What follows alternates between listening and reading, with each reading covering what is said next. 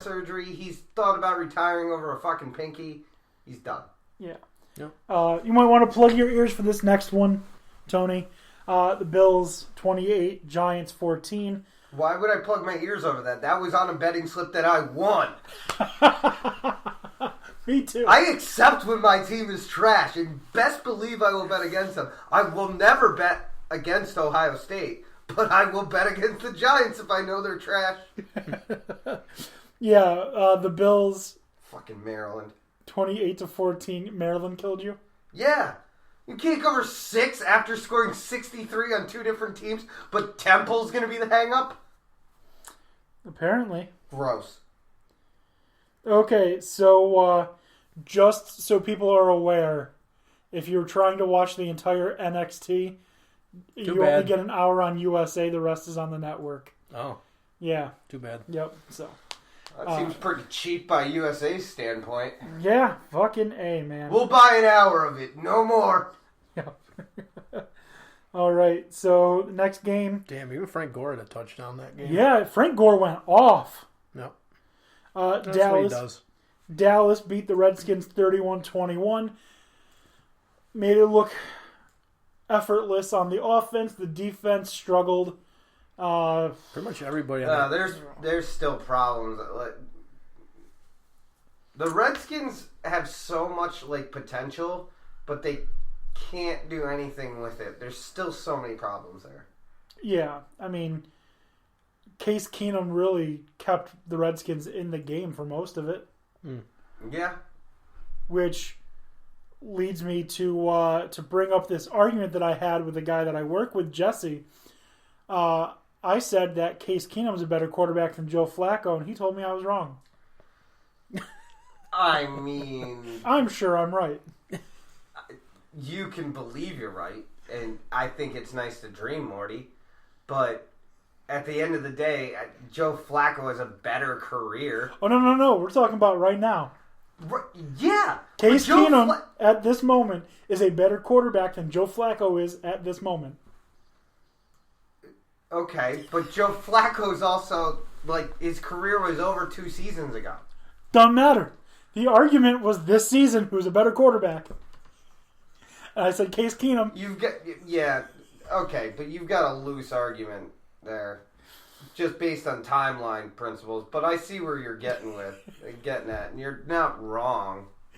I'm only that being kind said, of right. Keenum probably has a better team, not defensively, but I can't think of anyone outside of Emmanuel Sanders on Denver that's worth a damn. I mean, I thought Philip Lindsay was, but...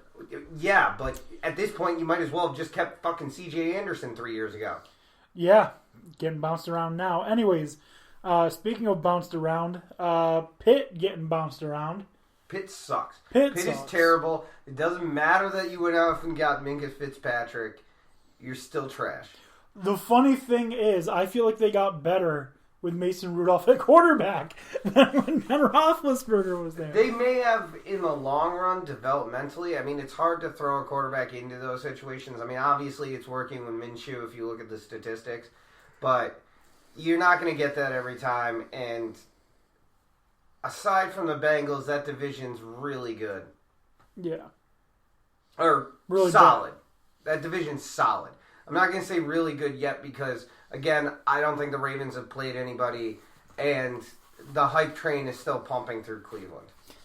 Yeah, the hype train, and if you keep J.R. Smith, the pipe train. Well, J.R. Smith's not going to stop doing that. Nope. Moving on, another big shock. The Indianapolis Colts beat the Titans 19-17. Jacoby Brissett, those weren't P's, they were B's. I mean, he looked serviceable. Not much in terms of yardage. Ooh, excuse me. Ooh. But 3 touchdowns, 1 interception. I'll take that all day. Rushing, I don't know who this Wilkins dude is, but, he's killing it. He 5 carries, 82 yards. 1 was a 55-yard run, so that helps, but it's a solid day at the office. The Titans, however, they did not look very good. Marcus Mariota, 154 yards, 1 touchdown, no interceptions. Derrick Henry had a touchdown, 81 rushing yards. In terms of reception, not much there.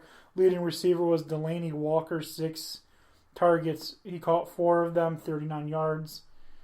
He only got you 3 fantasy points. Both of those teams are very Jekyll and Hyde to me. You never know what you're going to get with those teams. You're either going to get solid performances out of them, but they could shit the bed at any given week as well. So that's like that score in that game probably personifies both of their seasons. And only one of them had a quarterback retire on them 3 weeks ago. Yeah. Not that he was really with the team much before that. That's a good point. But moving on, Kansas City 28, Oakland 10. How good is Patrick fucking Mahomes? Carry your fantasy team. He's MVP right now. Again, he just does what he does. As long as he doesn't try and outthink himself with that stupid no-look pass in week 1. Like, he's fine. Just, dude, nobody gives a shit if you're no-look passing. Just fucking throw the ball. They're not going to catch you anyway. Insane. 443 yards, 4 touchdowns, no interceptions. LaShawn McCoy, huge day. 11 carries, 23 yards. As I said, he's holding up Williams' ass. That being said, Oakland's defense is... shit. Oakland's defense strength is their D-line. It's not their secondary. Derek Carr, 198 yards, 1 touchdown, 2 interceptions. Not a good day for him. All you've got is Tyrell Williams and Waller. That's literally all you have now. Maybe Hunter Renfrow if he can, start. He's old. Yeah, I know you think he's old. He's old. He spent 16 years at Clemson. That's... looks correct, not factually accurate. I'm pretty sure he was catching touchdowns at Clemson.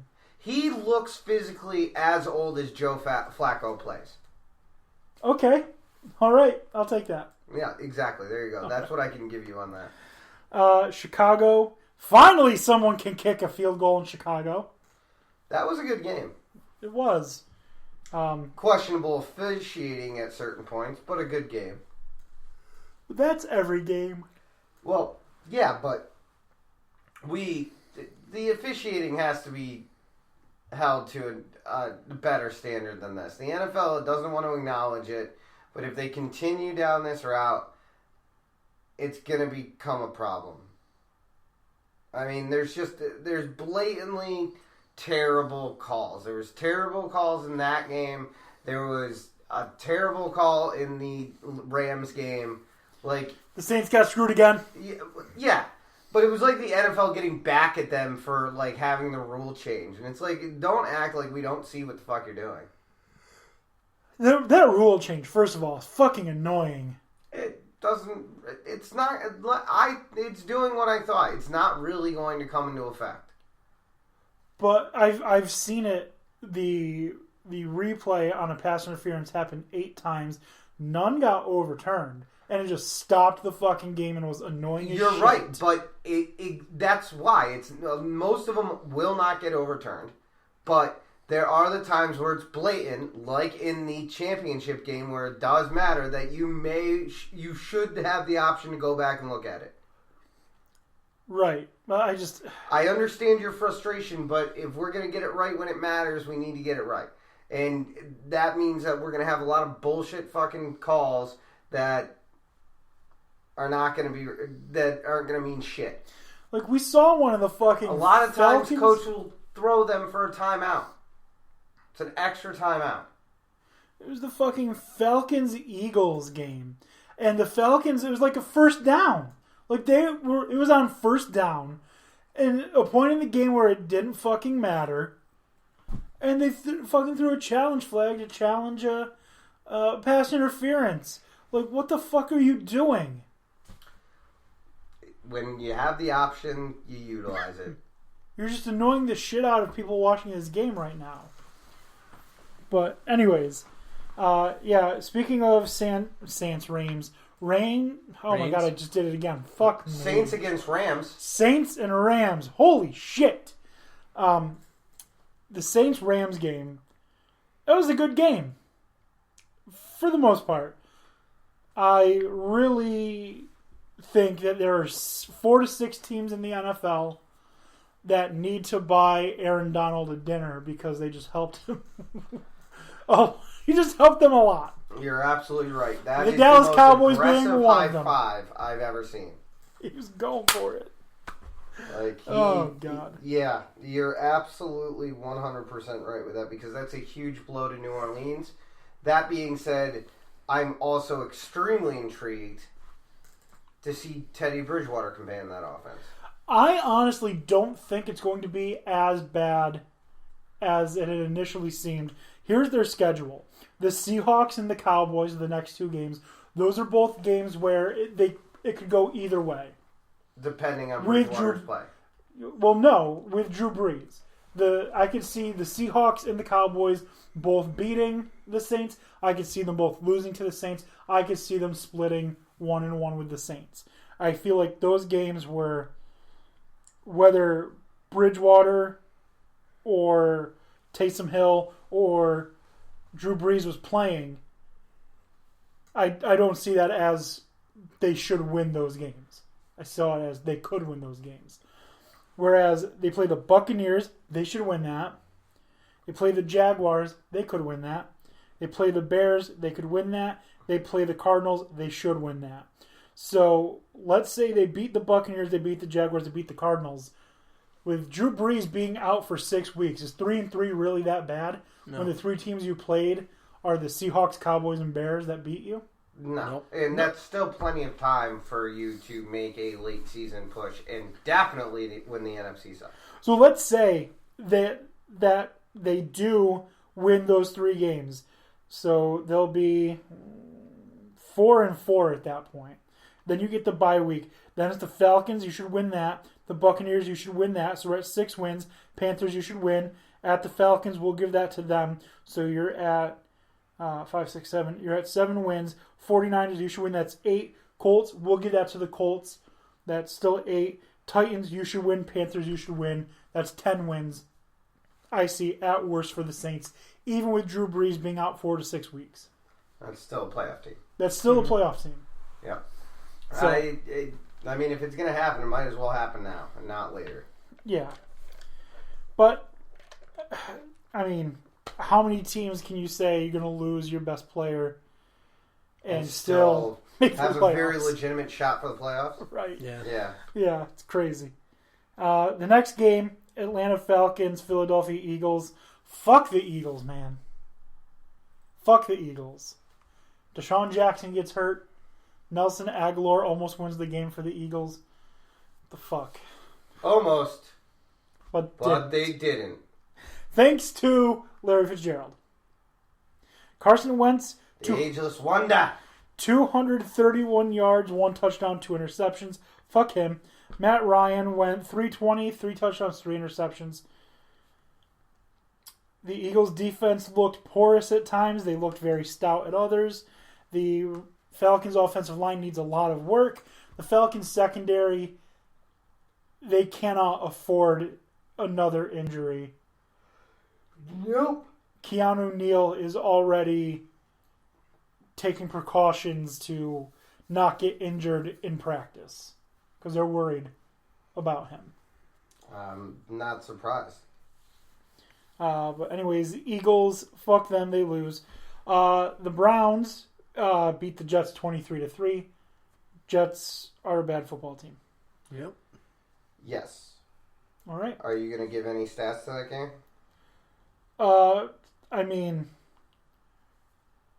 what's his name? Sam Darnold 0 and He didn't 1. play. Hold on, Sam Darnold 0 and 1 against mononucleosis. Okay, I was hoping you were going to bring up BJ's stats because I was going to say the most important one was he was 1 catch and a few yards shy of your ass beating me. Was that you that beat? Was I playing you, Dak in black? No, that's not me. Oh, whatever. Then fuck that guy. Eifert in your general direction smoked me. and he made sure to point it out on Facebook. Oh,